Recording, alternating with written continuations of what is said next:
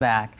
Well, the candidates for Virginia's 2nd Congressional District squaring off for their second and final debate. Congresswoman Elaine Luria and Scott Taylor debating in front of the business community in Virginia Beach.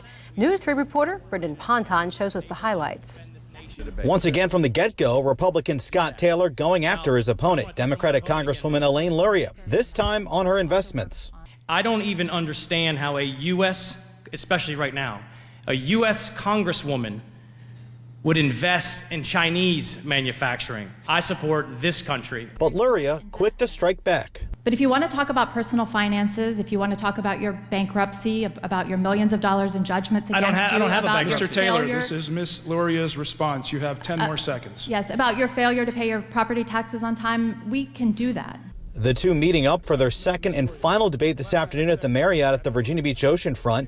The Hampton Roads Chamber hosted the debate, and the focus was on issues impacting the business community. Luria says she supports repealing Virginia's right-to-work law.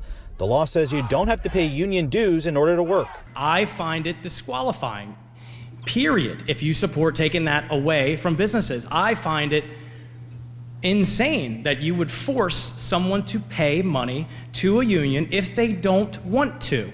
I support repealing the right to work. I support the PRO Act. And I support workers' rights to organize. The two also sharing a pointed exchange on health care. Luria knocking Taylor for voting for a bill when he was in Congress that would have gutted the Affordable Care Act. And all of this in the time of a global pandemic. How could you want to take people's health care away?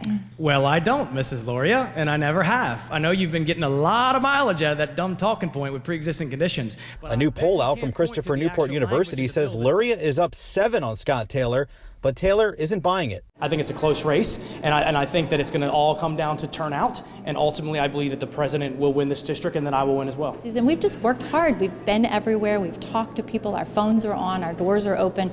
And we would really like the opportunity to continue to serve in the same way. And so for the final time this election cycle, the candidates debating, and now it's all up to the voters. In Virginia Beach, Brendan Ponton, News 3.